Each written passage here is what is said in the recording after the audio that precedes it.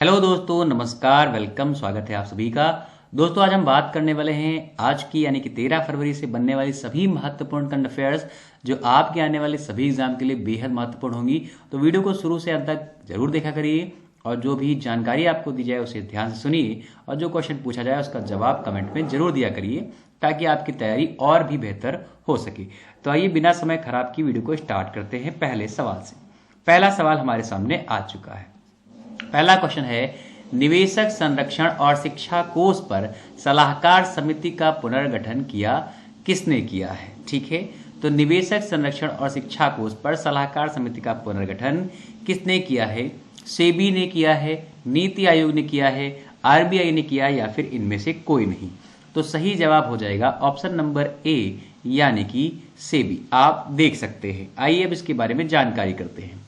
तो सेबी ने जी महालिंगम की अध्यक्षता में आईपीआईएफ पर अपनी पहली सलाहकार समिति का पुनर्गठन किया। आईपीआईएफ पर सलाहकार समिति 8 सदस्यीय समिति है। इसके सदस्य विजय कुमार वेंकटरमन, मरण अग्रवाल, ए बाल सुब्रमण्यम, एमजी परमेश्वर, जीपी गर्ग, एन हरिहरन और जयंत जस हैं। अब बात करें अगर सेबी की, तो सेबी की स्थापना 12 अप्रैल 1992 में की गई थी। इसका हेडक्वार्टर मुंबई में पड़ता है और इसके हेड वर्तमान में अजय त्यागी चल रहे हैं। तो ये जानकारी भी आपको दोस्तों याद रखनी है। हमारे यहाँ पर जितने भी म्यूचुअल फंड्स या शेयर मार्केट्स होते हैं उन्हें भी सेबी के द्वारा रेगुलेट किया जाता है। तो इसे भी आप दोस्तों याद रखेंगे। चलिए बढ़ते हैं क्वेश्चन नंबर 2 की तरफ। तो प्राकृतिक खेती को बढ़ावा देने के लिए जीवा कार्यक्रम किसने स्टार्ट किया है? हाल ही में प्राकृतिक खेती को बढ़ावा देने के लिए जीवा कार्यक्रम स्टार्ट किया गया। ये किसके द्वारा स्टार्ट किया गया? आपके ऑप्शन है भारतीय लघु उद्योग विकास bank, NABARD, national fertilisers limited या राष्ट्रीय विकास परिषद। तो 2 नंबर का सही जवाब है ऑप्शन नंबर बी यानी कि नाबार्ड। तो नाबार्ड के द्वारा जीवा कार्यक्रम रखा गया। अब ये क्या है? तो नाबार्ड ने 11 राज्यों में प्राकृतिक खेती को बढ़ावा देने के लिए जीवा कार्यक्रम की स्टार्टिंग की है। नाबार्ड की बात करें तो 12 जुलाई 1982 में इसकी स्थापना की गई थी। हेडक्वार्टर इसका मुंबई में है। वर्तमान अध्यक्ष इसके गोविंद रजलू चिंताला जी चल रहे हैं। आप सभी को कमेंट में जवाब देना है कि नाबार्ड की स्थापना के लिए किसकी सिफारिश या कौन सी समिति का गठन किया गया था। कमेंट में इसका जवाब जरूर देंगे। चलिए बात करते हैं क्वेश्चन नंबर 3 की। तो किस सरकार ने उच्च शिक्षा का विस्तार करने के लिए ब्रिटिश काउंसिल के साथ समझौता किया? किस सरकार ने उच्च शिक्षा का विस्तार करने के लिए ब्रिटिश काउंसिल के साथ समझौता किया? महाराष्ट्र, कर्नाटक, तेलंगाना, राजस्थान। 3 नंबर के सही जवाब की बात करें तो ऑप्शन नंबर सी आपका सही हो जाएगा यानी कि तेलंगाना। अब आइए देख लेते हैं ये क्या है। तो शैक्षिक अवसरों और सांस्कृतिक आदान प्रदान के लिए अंतर्राष्ट्रीय संगठन, तेलंगाना सरकार और ब्रिटिश काउंसिल तीनों ने मिलकर शिक्षा, अंग्रेजी और कला में साझेदारी को नवीनीकृत करने के लिए 3 साल के एक समझौते ज्ञापन पर हस्ताक्षर कर दिया। अब बात करें अगर तेलंगाना की, तो तेलंगाना की राजधानी है हैदराबाद। राज्यपाल हैं तमिलसाई सुंदरराजन और मुख्यमंत्री हैं के चंद्रशेखर राव। तेलंगाना का गठन आंध्र प्रदेश से हटाकर किया गया था। आंध्र प्रदेश सरकार ने अभी हाल फिलहाल में अपने 13 नए जिलों की घोषणा की है, जिससे अब वहां पर जिलों की संख्या 26 हो जाएगी। यानी कि 13 पहले थे, 13 नए जिले हो जाएंगे। आप सभी को कमेंट में जवाब देना है कि तेलंगाना को किस नंबर का राज्य बनाया गया था और कब। ठीक है, यानी कि इसका गठन कब किया गया था और यह किस नंबर का राज्य बनकर अलग हुआ था। चलिए क्वेश्चन नंबर 4 की बात करते हैं। तो हाल ही में कोस्ट गार्ड ऑफ सौर पैनल विकल्प योजना का कौन सा कोड वितरित किया गया है? बड़ा इंपॉर्टेंट क्वेश्चन है दोस्तों, इसे टिक लगा लीजिए। कोस्ट गार्ड ऑफ सौर पैनल विकल्प योजना का कौन सा कोड वितरित किया गया? चौथा, तीसरा, पांचवा या फिर दूसरा? तो कौन सा कोड विकृत किया गया है? तो सही जवाब हो जाएगा आपका 5th। यहां पर ध्यान रखिएगा। चलिए अब आइए देख लेते हैं इसके बारे में। तो भारत की गोवा शिपयार्ड लिमिटेड ने संविदात्मक समय से पहले 5 coast guard offshore patrol vehicle CGOPV परियोजना का 5वां और अंतिम पोत विकृत किया। पोत का नाम ICGS सक्षम रखा गया है। चलिए अब बात करते हैं क्वेश्चन नंबर 5 की। तो भारत किस देश को आधार कार्ड पर आधारित unitary digital identity framework launch करने में मदद करेगा? तो भारत किस देश को आधार कार्ड पर आधारित unitary digital identity framework launch करने में मदद करेगा? नेपाल, अफगानिस्तान, भूटान, श्रीलंका। तो 5 नंबर का हमारा सही जवाब हो जाएगा ऑप्शन नंबर डी, यानी कि श्रीलंका। भारत एकात्मक डिजिटल पहचान ढांचे को लागू करने के लिए श्रीलंका को अनुदान प्रदान करने पर सहमत हो गया है, जो जाहिर तौर पर आधार कार्ड पर आधारित है। यह बायोमेट्रिक डेटा डिजिटल टूल के आधार पर व्यक्तिगत पहचान सत्यापन उपकरण प्रदान करेगा, जो कि साइबर स्पेस में व्यक्तियों की पहचान का प्रतिनिधित्व कर सकता है। तो इसे आप दोस्तों याद रखिएगा। चलिए बात करते हैं क्वेश्चन नंबर 6 की। तो टाटा सन्स प्राइवेट लिमिटेड के बोर्ड ने कितने समय के लिए चंद्रशेखरन की नियुक्ति को मंजूरी दी है? तो एन चंद्रशेखरन को टाटा समूह ने पुनः मंजूरी दे दी है। तो कितने समय के लिए दी है ये आपसे पूछा गया है, 5, 2, 1 या इनमें से कोई नहीं। सही जवाब है ऑप्शन नंबर ए, यानी कि 5 वर्ष। तो टाटा सन्स प्राइवेट लिमिटेड की बोर्ड ने दूसरे 5 साल के कार्यकाल के लिए कंपनी के कार्यकारी अध्यक्ष के रूप में एन चंद्रशेखरन की फिर से नियुक्ति को मंजूरी दे दी।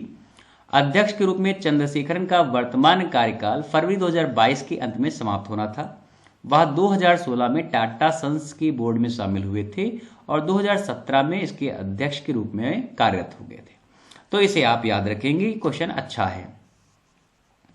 क्वेश्चन नंबर 7 की बात करें तो दी इकोनॉमिस्ट इंटेलिजेंस यूनिट के अनुसार 2021 डेमोक्रेसी इंडेक्स की वैश्विक रैंकिंग में भारत किस स्थान पर है? तो दी इकोनॉमिस्ट इंटेलिजेंस यूनिट की रेटिंग आई है 2021 के अनुसार भारत का स्थान कौन सा रहा? 46, 54, 34 या फिर 24, 46, 54, 34, 24। तो 7 नंबर का सही जवाब है ऑप्शन नंबर ए, यानी कि 46।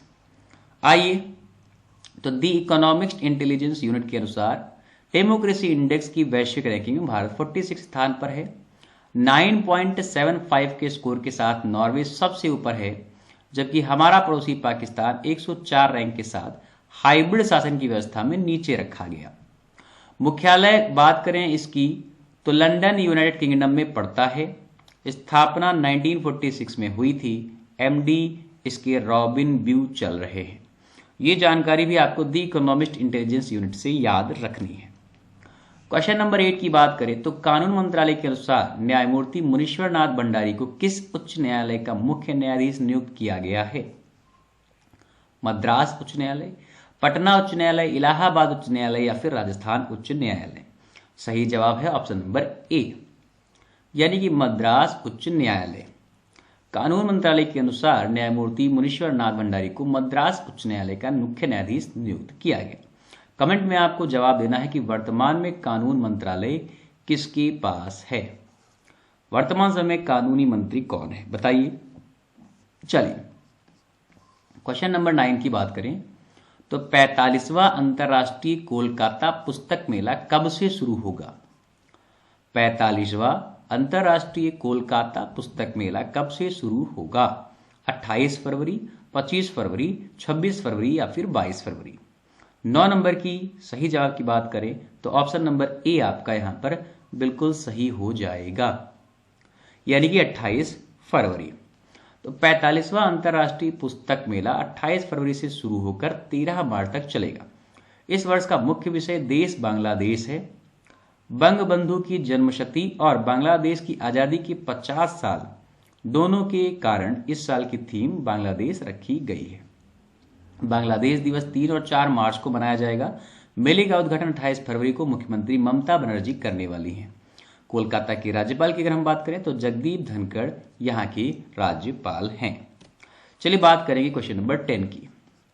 तो इंडिया अफ्रीका रिलेशंस चेंजिंग हेरोइजन्स नामक नई पुस्तक के लेखक कौन है?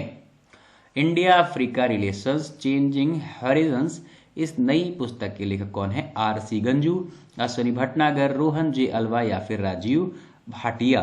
तो 10 नंबर का सही जवाब है ऑप्शन नंबर डी, यानी कि राजीव भाटिया। तो इस क्वेश्चन को भी याद रखिए दोस्तों। चलिए 11 नंबर की बात करते हैं। तो हाल ही में लॉन्च हुई अहमदाबाद IPL फ्रेंचाइजी की आधिकारिक टीम का नया नाम क्या होगा? हाल ही में लॉन्च हुई अहमदाबाद IPL फ्रेंचाइजी की आधिकारिक टीम का नया नाम क्या होगा? Gujarat Titans, Gujarat super giants, Gujarat Riders या गुजरात कैपिटल्स। तो 11 नंबर का सही जवाब है ऑप्शन नंबर ए, यानी कि गुजरात टाइटंस। आप देख सकते हैं।